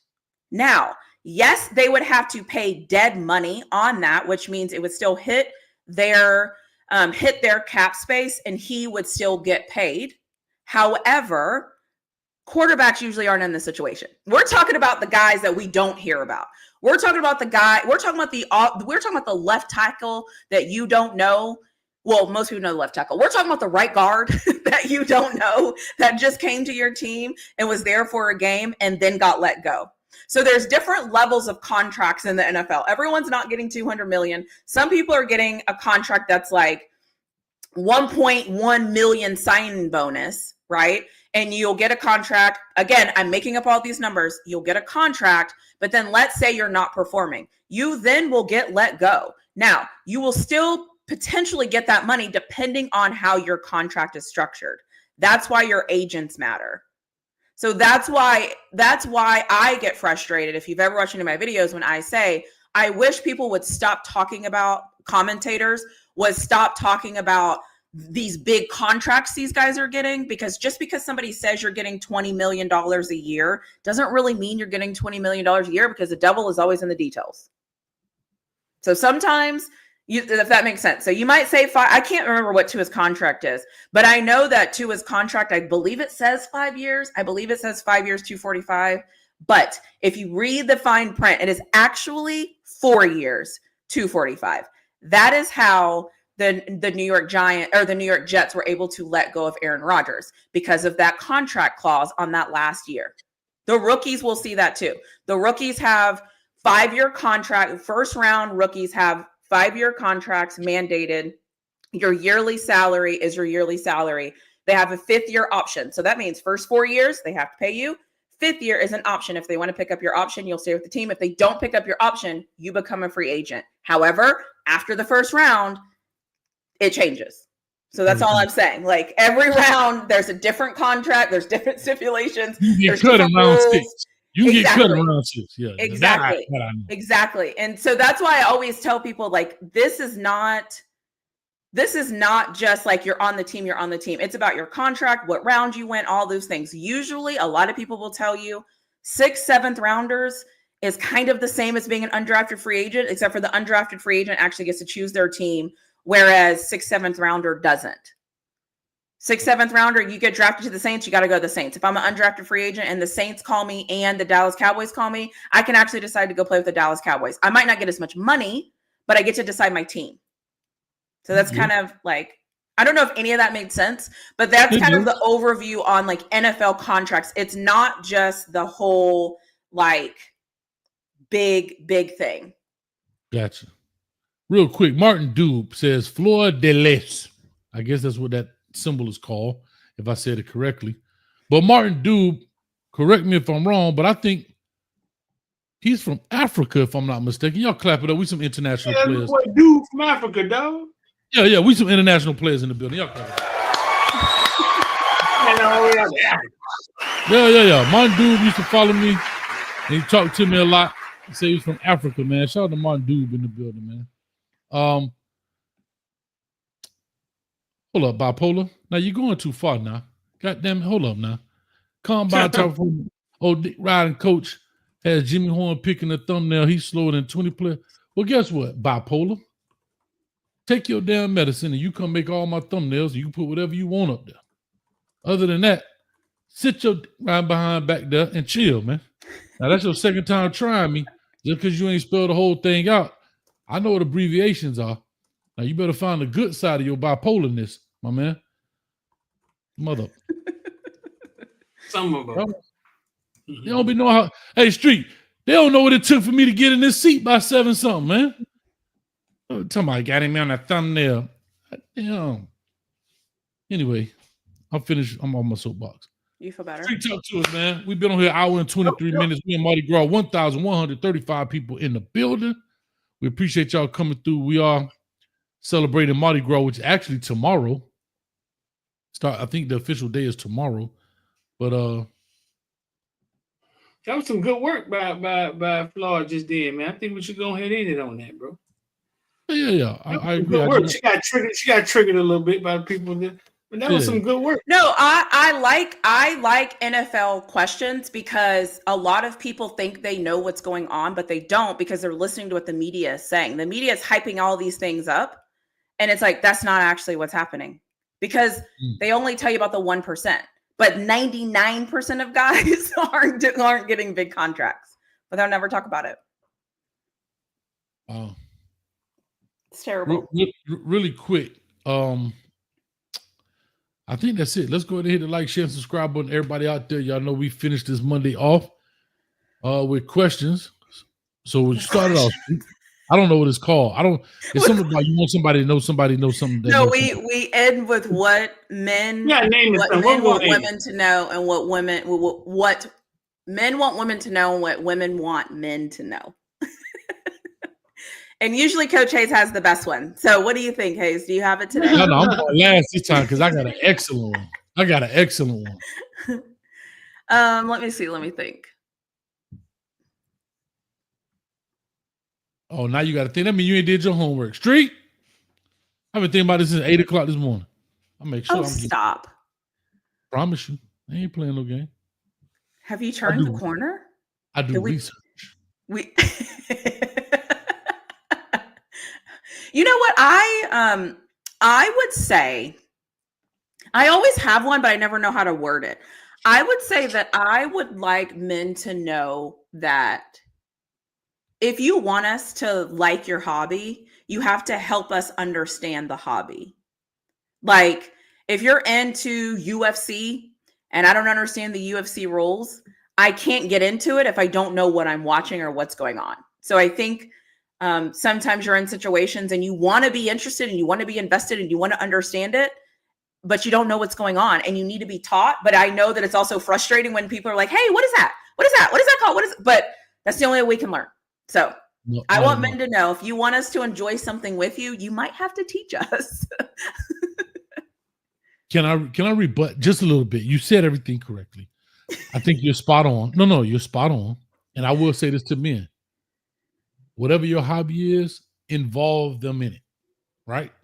Like, make them a part of it. I'm with that. Yeah, just teach us. But you did say something that was important. Can you not ask 1,000 questions at the moment it's a live event? Can we set up a time on a Tuesday and be like, hey, can we go back over this and show me what it was? Because it's not live at that moment. Can I tell you something? It's like you watching a live something and somebody talk to you. If you want to impress your woman, 100% you do that. 100%. You do what? Say, hey, babe, I love you. After, what we're gonna do is, can we talk about this like on Monday? And I'll show you. We'll watch it. We'll go back. We'll watch some replays, and I can show you. Yes. I got one better for you. Yes. I got one better for you. Send him to Coach Hayes football and watch the good, bad, and uglies or the WREs, and he ain't even got to be there. She can watch me. Yes. I teach everything you need to know. How about that, Street? Talk to your boy, Street. How about that, Street? Yes. If you're that, what you said is brilliant. That's how I learned football. My dad was like, Watching Coach Hayes? Oh. No, my dad was like, I can't tell you now, baby, but just remember your questions. I'll tell you after the game. I'm like, okay. Can we stop the show for a second, Street? Did you hear? She said what I said was brilliant. When we first started this, I was the nemesis, dog. I was, hey, this guy sucks. You was choosing to be the nemesis. I didn't understand. Now I'm understanding now. You understand what? I understand the game.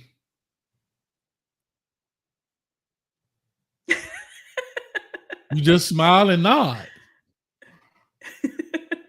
Anyways, what is you all's? Go ahead, Street.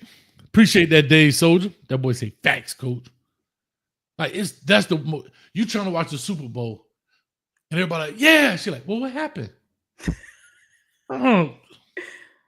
Just chill when I chill, just like that. You move when I move, just like that. I love it. Yeah, I think it's cool too when you're dating a guy or with a guy, and he's like, let me teach you this thing, because if you ask me when the game's on, I don't want to answer. Let me teach it to you. Okay, cool. Love that. So anyways, that's fine. See, the old heads like that. Women don't like that. But I learned. You don't have to ask us to give us head. Just take it. Rape us. At any time. Give us grapes.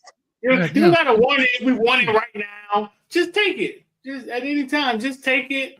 Driving, dinner table, DMV. Just take it. Like, you ain't gotta wonder. I wonder if he won't hear right. He won't hear it. You got that? It's great advice. Yep. Good advice. Yeah. If there was ever time where it was okay to rape somebody, why do we keep using that word? What you anytime to give somebody some grapes from Publix? That's the time. That's the perfect time. Check that box. I agree with that, but let me. That's good advice. Because women will get in their head and be like, I wonder if he wants some hair.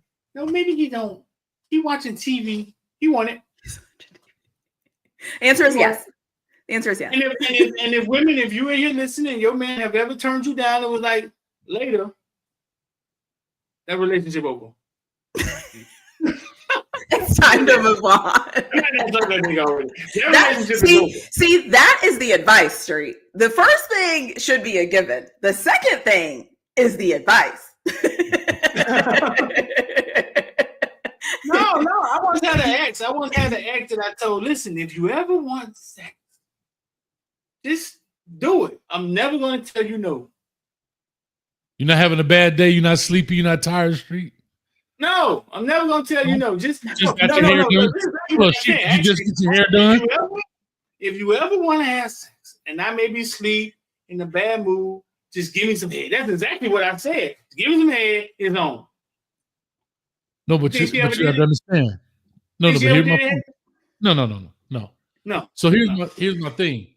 So you're not sleepy. Even if you're sleepy, it's okay. Even if you just got your hair done, Street, it's okay. Even if you're asleep, it's okay. Even if you have the flu, it's okay. Is that what you're saying? Okay, I got you. Hey, neck bone. But the part two, we've got to say the part two. The part two is the most important piece of this. If he says no, it's over. Turn it down, yeah, it's over. Lakeisha done took their head at work in the car. It's over. Find another man. All right. Well, hi, what's up, man? That boy said, I am him. I hear you. Listen, bro, with a name like Rawhide, I know boy that boy ready. Listen. What's yours, Coach Hayes? All right. Okay. I want women to know it's okay for you to give us your phone number on our first interaction. Y'all clap it up for me. I'm goddamn poet at this shit.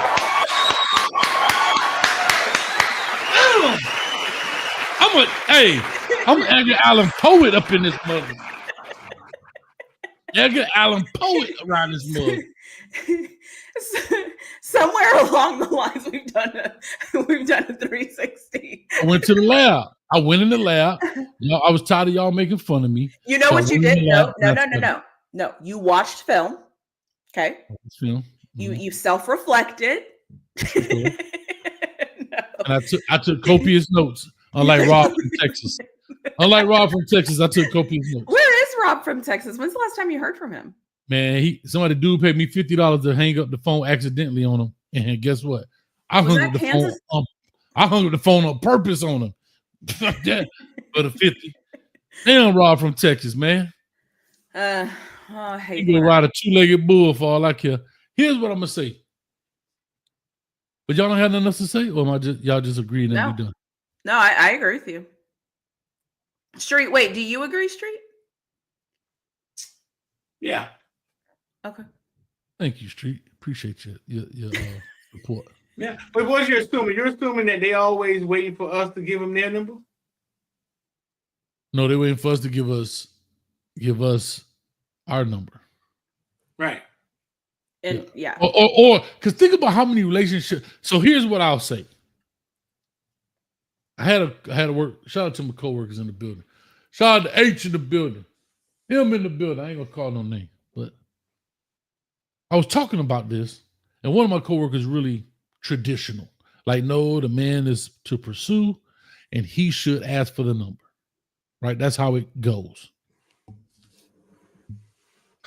I said, I understand that, but in today's society, it's a little different. And I didn't know how to articulate this, Street. And you do such a great job with the poetic justice of words and vocabulary here. You could probably tell me better. Sometimes men are hesitant because even though it might be a vibe there, the guy's a little hesitant because, and again, I'm not good at, I can't articulate this well, so I need your help this. It's almost like he don't want to go too far, go overboard. Am I lying? Am I wrong in saying that, Street? That you don't want to go overboard? See, goddamn, listen. Okay. Yeah, like you, like it's almost it's a touchy situation. Like you don't want to seem like in today's society, sometimes guys don't want to be overzealous. I guess is maybe the right word. You don't want to. They put you in a thirsty girl. He was thirsty. See what I'm? Okay, talk to me, Street. My dog got me. He for Opalaka. I think okay, but like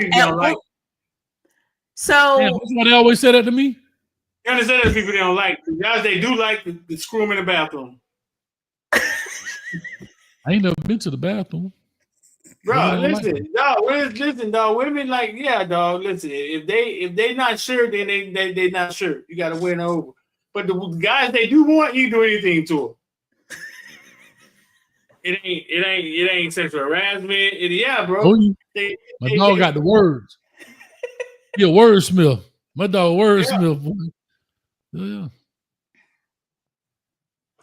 Yeah, that's how they are. Like Hayes, and literally, what they like is not to be told what to do. There you go. I But know. for some reason, they like confidence to the point where they just get in line, even when you first meet them. Aye, Captain. Like this. Like, hey, you drinking this? Put your number right there. What's hey, taking so long? Street. Street. Hold on, Street. You drinking this tonight? And put your number right here. right. That's right. And you think it's, and she like, and you think it's like, damn. But they like confidence, and they like being told what to do. They'll just never tell you they like being told what to do. Is that true, really, Flaw? Being the lady on the screen? I mean, there's probably women that do like that. There's probably there. I could see that. Okay, fair enough. I could see that. Yeah, I think it depends on what type of woman you're dealing with, though, too. Stanley say they look you right in the eyes and say yes. Street, No. Can I take you back? Can I take you back for a second? What's up? Take you back for a second. What song was this by Doc Box and Be Fresh? Oh gosh.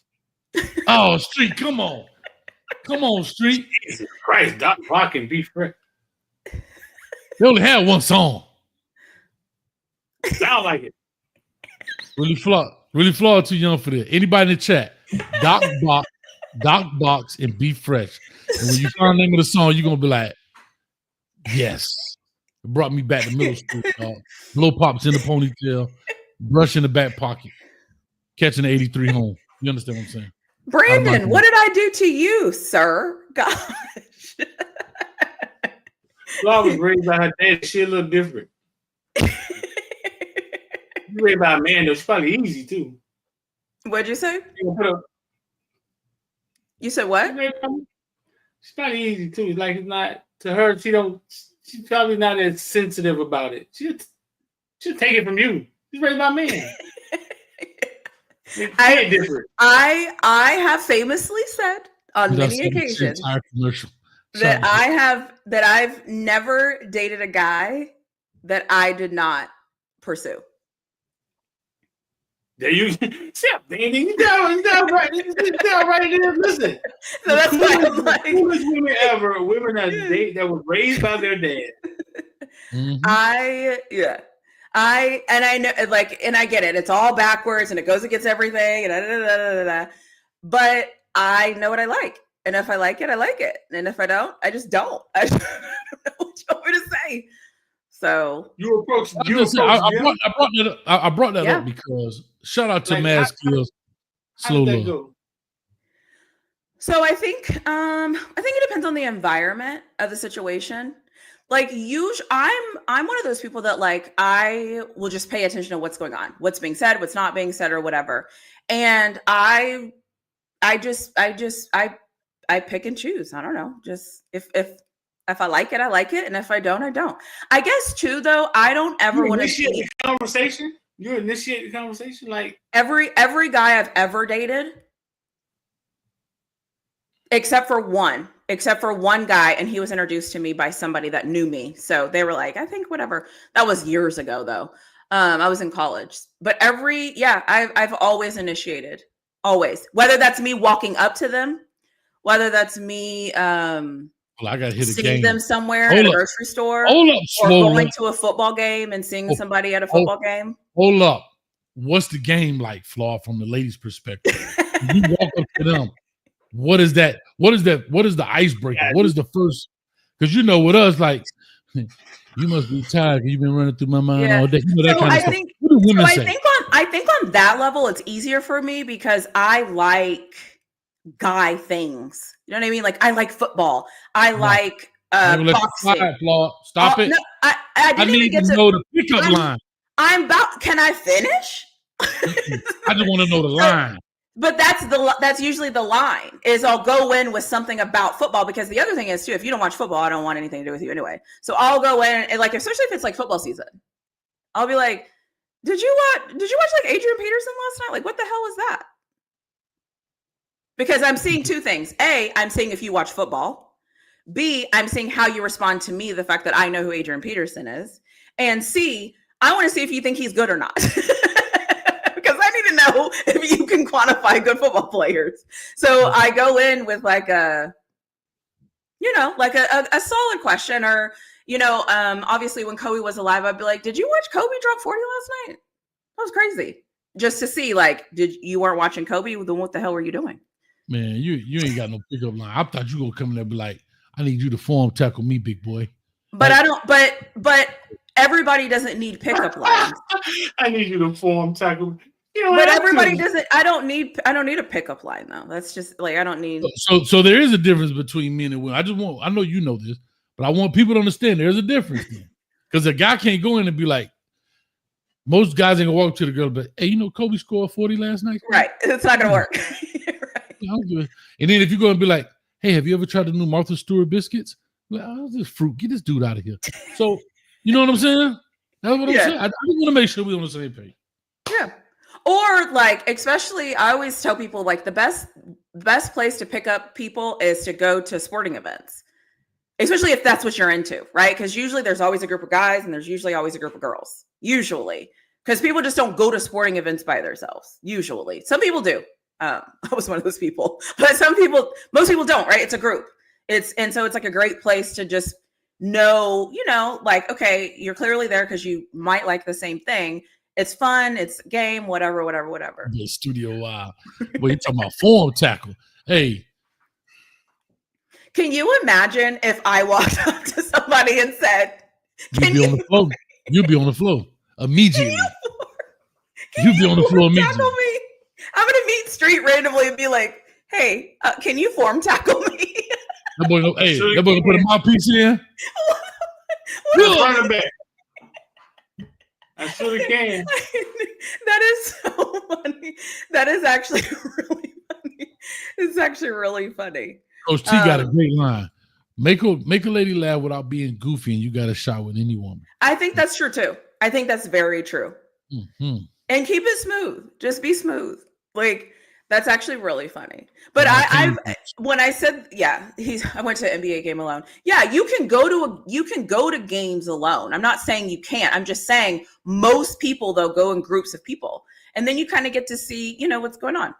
So, and then nobody usually wants to go home after a game, right? After a game, because the food's so damn expensive. Usually people go somewhere to eat. Usually they go somewhere to hang out. Usually they go somewhere. So it's like the perfect whatever. If you want to find, I'm just going to say this and then we can end after this. Yeah, no. Men and women, go to baseball games. Go to baseball games. Why? They're long, they're boring, and it gives you a great opportunity to meet. And it's only like $9-10 to get in.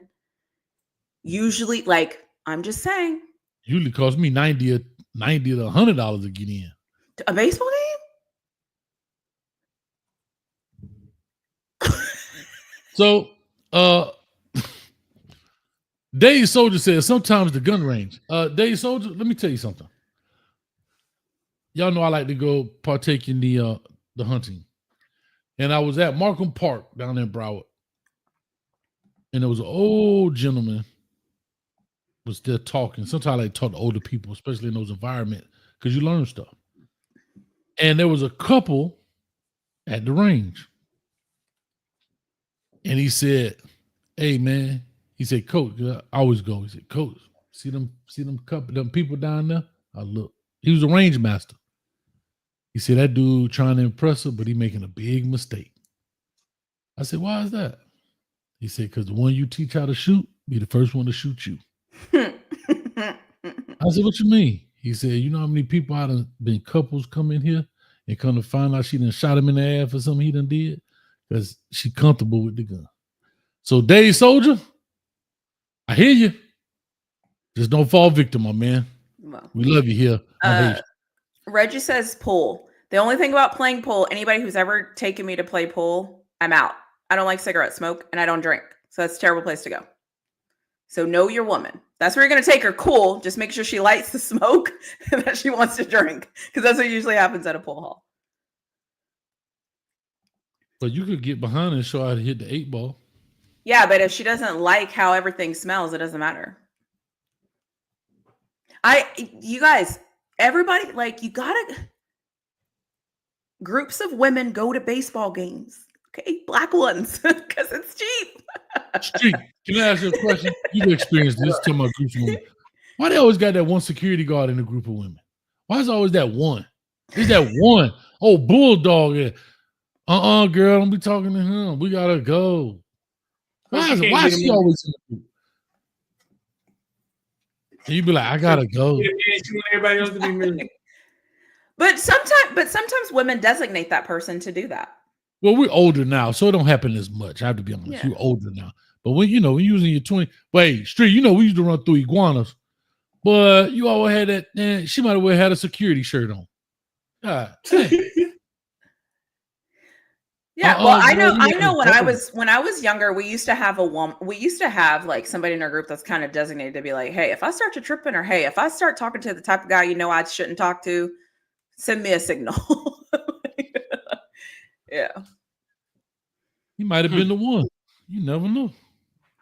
Black women going to baseball games are green or white. That is totally not true. I know a plethora of successful Black women that pride themselves on being at baseball games. It is happening. Really? If you've never been to a baseball game, don't tell me who's at a baseball game. Me too. Terrible. The games. I have taken trips to just go watch a series of baseball with my girlfriends. So, like, I get you, but we're going to baseball. It's a group thing. But I used to work at the game. That's back when we had Jeff Conine and Gary Sheffield. And when I say baseball, it's like watching paint dry. It's like trying to mop the ocean. But you're missing the point. That's why you're. I get the point. It's a great point. Yeah, I totally get it. Yeah. But what I'm not understanding is why groups of women want to go, because they want to. Because the guys are there. What do you mean? What do you mean? And if I happen to go to a baseball game and there's no real women there, now I'm sitting there like this. Then you leave, because hopefully you didn't pay more than $20 to get in. Now, if you paid $90 to get in, bro, I don't know what to tell you.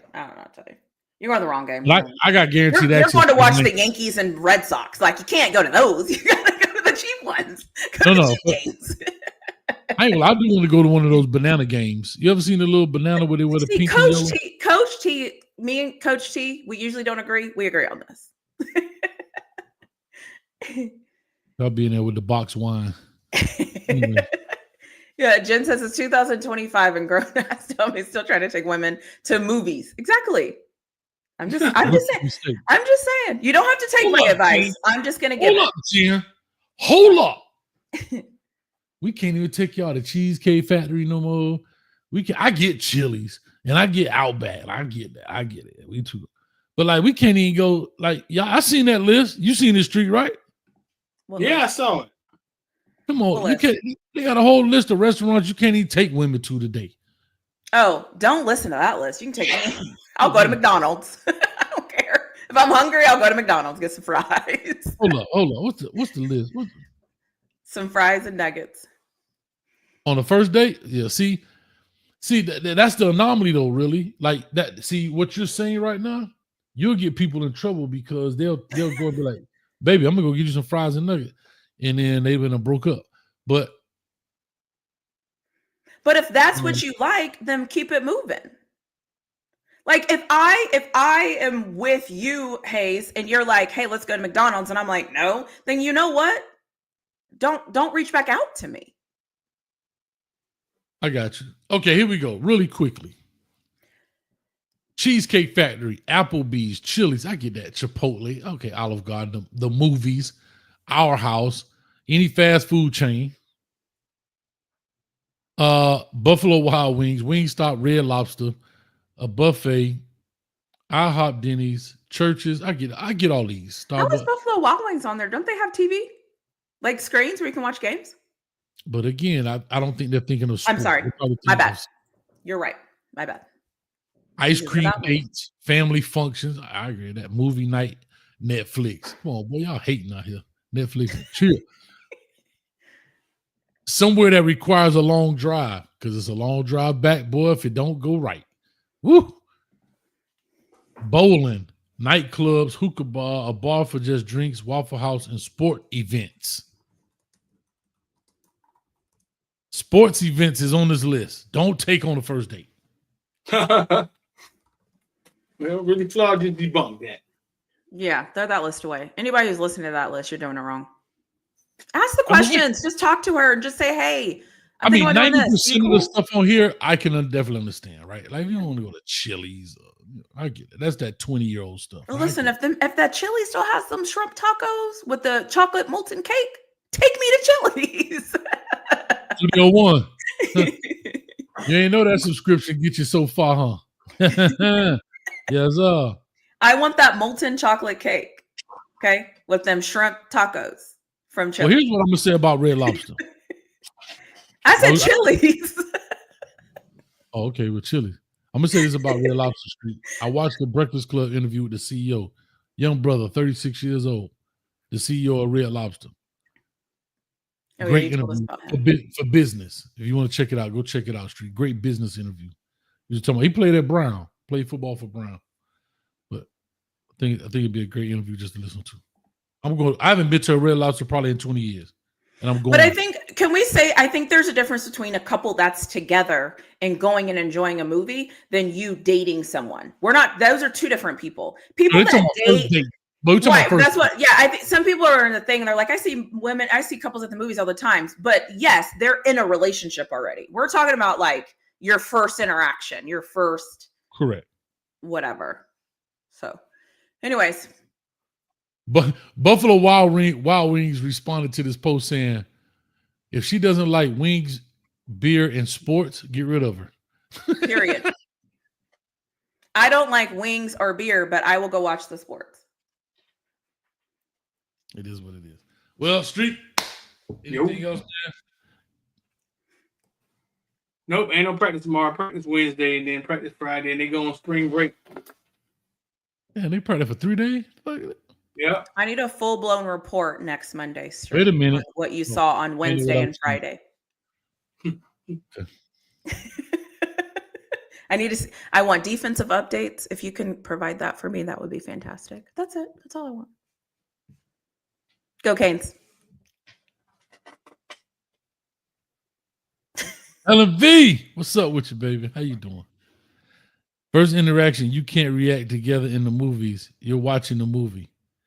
But that was the go-to, though, Street, right? You go to like... Nobody watching no movies in the movie. Come on, y'all. On the first date. What was happening in the movie, Willie Flaw? What was happening in the movie? Nobody was watching no movies. Spilling some popcorn. Getting some sodas, sharing sodas. Putting extra butter on it.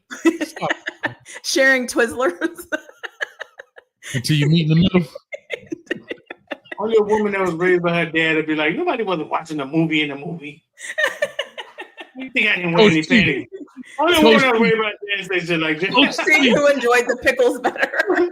Halfway through the movie, she's like, you think I didn't win a penny? What do you think I win a penny? I heard that. Flaw, I heard that. Who enjoyed the pickle better? I heard that. Coach T, you got 5 minutes, bottom right corner, right now. What? Read Coach T comment. 5 minutes, bottom right corner. Coach you C's comment. There's so many things. Looking for. I had the finger title in high school. Come on. Yeah, the what? I was a finger welterweight champion.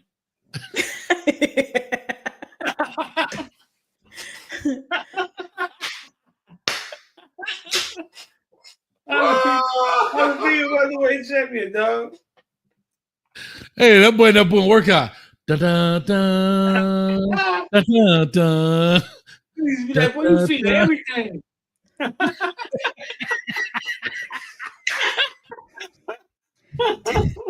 Did somebody say third base? Third base?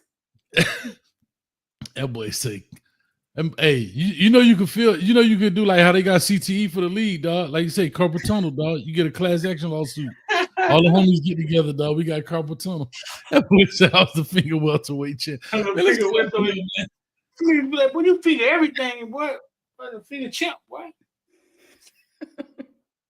Do you ever find it funny how we've all lived the exact same life but different? Like there's certain things in life that like when it comes back around where you're like, hey, I did that. Hey, your mom told you that too? Wait, that happened to y'all when y'all were kids? Like everybody always has the same life stories. Hey, did y'all girls used to put blow pops in your ponytail? You're probably too young for that. You know what I'm talking about, Street? Yeah. Yeah. See, y'all don't know. Really, Fudd only like 22 years old, so she ain't that old. She ain't that old, so she, you know what I mean? She was born after Y2K. She didn't even know the computer was about to shut down. I thought it was so crazy when I heard about that. When I learned how to use Google, I was like, what is this? Yeah. She don't even know what a two-way page is. Next telephone. Know what I'm saying, Street? The two-way pages. That thing was the coolest thing in the world. Man, that thing, listen. No, when Nextel had the little walkie-talkie on the phone, boy, that was it right there, boy. Anyway, we ain't gonna go down memory. I still got a members only jacket in the garage, and that's hilarious. Anyway, man, let's get up out of here. Shout out to everybody, man. Mardi Gras is in full effect. Tomorrow we'll be back on the block. The private jet has landed in Louisiana, baby. We on that crawfish, hot sauce, and cheese dressing, if you understand me.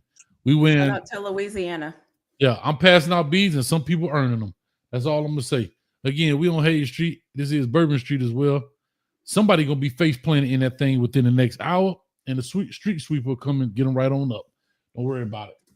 Go ahead and hit the like, share, and subscribe button. 1,278, 79, 80 people in the building. Appreciate y'all. We having a good time. We about to get up out of here, and let's go ahead and hit it. Peace. Yo. Footballville mama, a mixologist. She's the reason hand grenades was made. So if you walk around with them green hand grenades in your hand, give a shout out to Footballville mom. Peace.